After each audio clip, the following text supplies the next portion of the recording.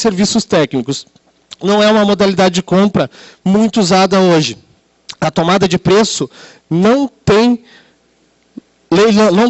os lances. Ela simplesmente se especifica um serviço ou um produto, se recebem as propostas dos fornecedores e se elege a mais barata para a adjudicação. Ela não tem envio de lances, tá? Isso é um negócio interessante. Alguns órgãos adotam, outros não. A representatividade dela é bem pequena no volume de compras e formatação de compra governamental. Concorrência. Segundo o artigo 22 da Lei 8.666, a concorrência é a modalidade mais ampla de licitação existente, pois permite a participação de qualquer licitante interessado na realização de obras e serviços e na aquisição de produtos. Justamente por permitir a participação de qualquer licitante interessado, é a modalidade que representa exigências mais rígidas para a fase de habilitação.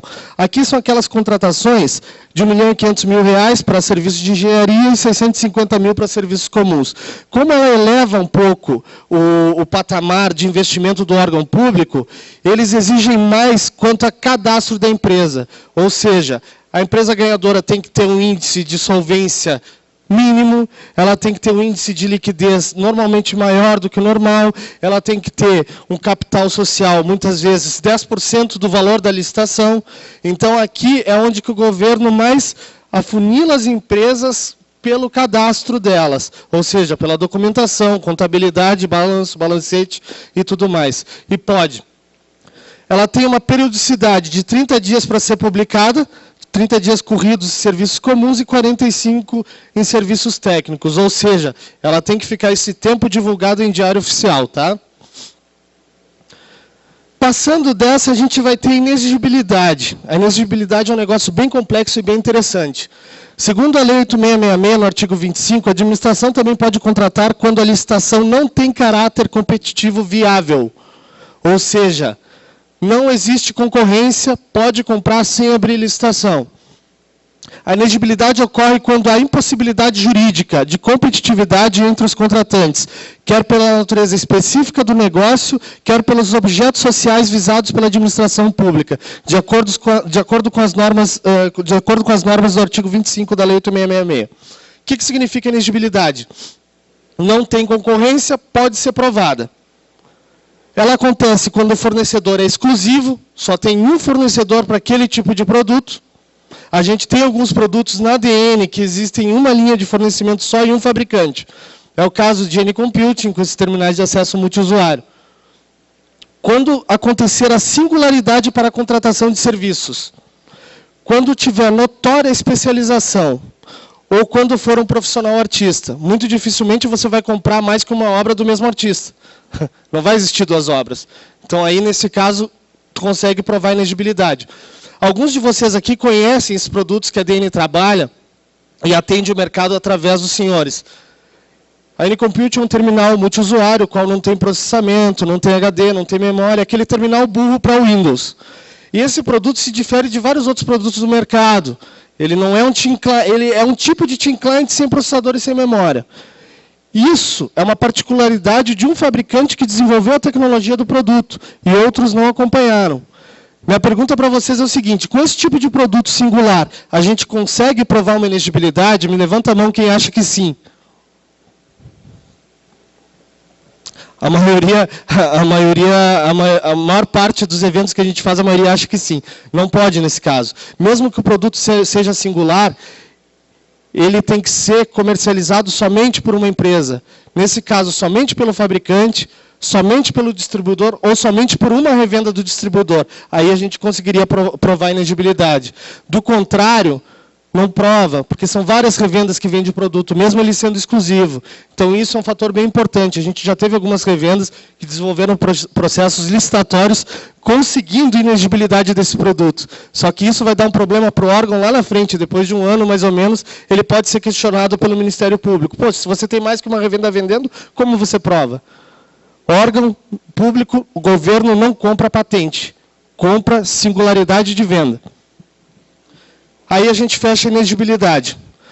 A gente tem uma tela aqui que a gente se coloca um pouco na visão do órgão público, tá? E a gente se coloca um pouco na visão do comprador privado. Então a gente fez uma tabelinha comparativa, no qual a gente consegue ver semelhanças e diferenças entre ambos.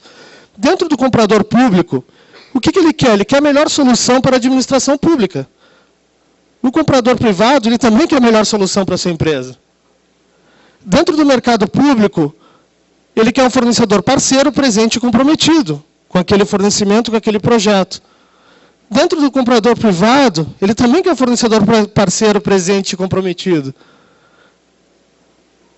Aqui está a diferença entre os dois tipos de mercado. Dentro do comprador público, ele não pode eleger um fornecedor quando há processo licitatório. Ou seja, vocês se dão muito bem com o cliente de vocês, vocês têm um relacionamento muito bom, você já fornece há algum tempo, ele confia no trabalho de vocês, ele quer o produto que vocês estão oferecendo e ele gostaria de privilegiar vocês. Ele não tem como. Ele não pode eleger o fornecedor. Isso vai contra um processo licitatório e contra uma concorrência pública. Nada impede nós de tentarmos especificar o melhor produto e tentar conseguir, através de amarras legais dentro da legislação, favorecer a revenda. E esse é o nosso trabalho aqui na ADN. Dentro do comprador privado, ele pode eleger por ser exclusivo critério fornecedor. Se vocês venderam hoje para o cliente de vocês, amanhã, por algum motivo, ele não quer mais comprar de vocês, ele diz na cara, eu não quero mais comprar de ti, eu vou comprar do fulano B. Vocês não têm o que fazer, órgão público não pode fazer isso. Dentro do comprador público, 100% dos casos, há um contrato de fornecimento tácito além da nota fiscal. O que significa isso? Quando você desenvolve uma licitação através de um registro de preços, por exemplo, em cima de um pregão presencial ou eletrônico, você tem um contrato de fornecimento ali durante 12 meses, no qual, mesmo você tendo a responsabilidade como fornecedor, você também tem a garantia da venda durante aqueles 12 meses. Ou seja, um órgão público pode muito bem listar um registro de preço de 500 peças e comprar sistematicamente todo mês 100, 200, 50... até aquelas 200 ou 500 peças registradas. Dentro do comprador privado, o único contrato que você tem é a nota fiscal, rara efetivação contratual, além da nota fiscal e o Código de Defesa, que são garantias já estabelecidas. Você não tem essa garantia dentro do órgão público. O que a gente quer dizer com tudo isso? Órgão público, comprador público, ele é exatamente igual ao privado, só que a gente tem que saber como vender para ele, isso é obrigação, senão a gente vai ser um mero cotador de propostas e licitações.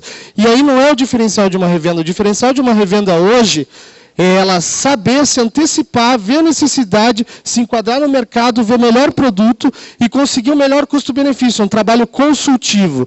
Dá mais trabalho? Dá no começo. Mas toda a licitação bem elaborada, bem feita, com projeto básico, já com as garantias do fornecedor e do distribuidor, você consegue ter êxito. Você consegue ter aqui quase 60%, 70% de chance de ganho num trabalho bem desenvolvido, contra 5% num edital que você caça na internet. Na próxima tela, eu preparei aqui eu não vou entrar muito em produto aqui hoje, mas a gente, dentro do mix de produtos da ADN, a gente tem alguns produtos que são fáceis de colocar dentro de órgãos públicos e a gente tem certas garantias dos fabricantes. Que garantias são essas? O apontamento no fabricante, uma declaração do fabricante de que a revenda é autorizada a comercializar aqueles produtos. Tem uma infinidade de produtos que a gente consegue ter sucesso nesse negócio. Eu não vou entrar aqui na palestra, porque a gente não tem tempo nisso, mas no treinamento que eu vou estar dando amanhã, a gente vai conversar um pouquinho sobre esses produtos. E pegando um exemplo de um produto desses, eu montei alguns cenários de inovações tecnológicas que acontecem no mercado, e as revendas têm que ficar ligadas.